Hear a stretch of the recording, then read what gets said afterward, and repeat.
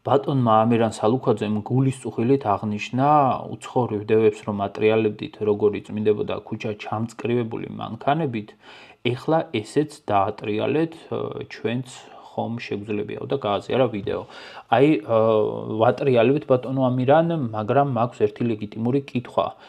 ეს მანქანები ჰაერს წმენდნენ თუ რატომ აქვთ ნიჩბები მაღლა აწეული?